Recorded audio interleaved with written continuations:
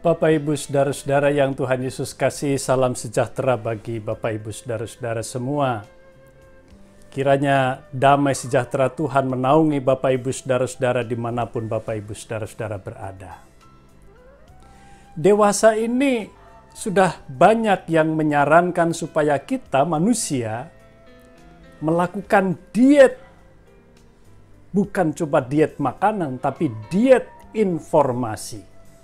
Kenapa? Karena tidak sedikit orang, khususnya dalam masa pandemi COVID-19 ini, telah menjadi semakin takut, semakin cemas, semakin khawatir, semakin bingung. Persoalannya bukan karena tidak tahu apa-apa, tetapi justru karena terlalu banyak mengkonsumsi informasi-informasi yang memang tidak semuanya benar. Tetapi banjir informasi itu tidak hanya soal-soal yang terkait dengan hal-hal yang sekuler. Terkait dengan COVID-19 misalnya. Tetapi banjir informasi di dunia virtual ini juga menyangkut hal-hal yang bersifat rohani. Ketika masa pandemi ini gereja-gereja atau rumah-rumah ibadah itu harus ditutup, kebaktian-kebaktian atau ibadah-ibadah lalu kemudian diselenggarakan secara virtual, maka media sosial kita dipenuhi bahkan dibanjiri oleh tayangan-tayangan kebaktian atau ibadah atau informasi-informasi yang terkait dengan hal yang rohani. Bapak Ibu Saudara-saudara yang Tuhan Yesus kasihi, kenapa para ahli menyarankan diet informasi? Sebab segala sesuatu yang berlebihan memang tentu tidak baik. Termasuk ketika berbicara soal ibadah. Penting sekali kita memperhatikan nasihat dari firman Tuhan yang tertulis dalam 1 Timotius pasal 6 ayat 6. Memang ibadah itu kalau disertai rasa cukup memberi keuntungan besar. Ingat, keuntungan besar justru ketika ibadah itu disertai oleh rasa cukup.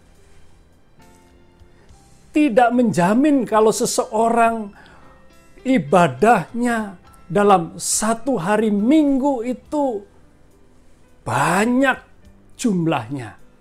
Jam 6 kebaktian atau beribadah di gereja A, jam 7 di gereja B, jam 8 di gereja C, jam 9 di gereja D, dan masih banyak lagi.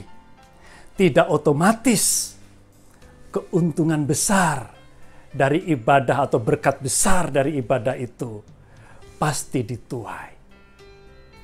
Ibadah akan mendatangkan keuntungan yang besar. Menurut 1 Timotius pasal 6 ayat 6. Kalau disertai rasa cukup. Tapi ukuran cukup bagi setiap orang barangkali bisa berbeda-beda. Bagi saya, cukup itu berarti satu kali ibadah di gereja saya. Atau di gereja ketika saya beribadah. Itu sudah cukup. Mengapa? Ada dua alasan. Yang pertama, ibadah itu adalah soal perjumpaan kita dengan Tuhan yang Maha Kasih dan Maha Suci itu. Ibadah bukan soal kita mencari-cari informasi atau mencari hal-hal yang mungkin kita akan jadikan sebagai bahan untuk memuaskan, menyenangkan diri kita.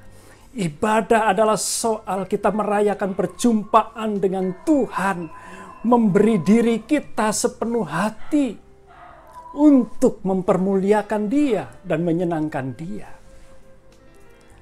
Dan kedua, ibadah dalam bentuk kebaktian yang terbatas itu memang terbatas.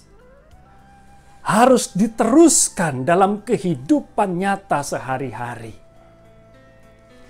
Firman yang kita dengarkan dalam bentuk kata-kata dalam ruang kebaktian yang terbatas itu harus diubah menjadi aksi nyata dalam kehidupan sehari-hari.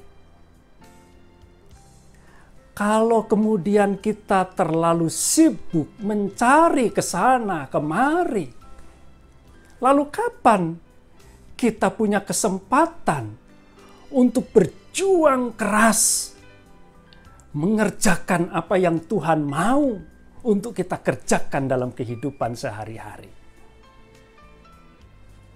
Karena itu, betapapun ukuran cukup itu bagi setiap orang bisa saja berbeda-beda. Tapi bagi saya, satu kali itu cukup. Tuhan memberkati kita semua. Amin.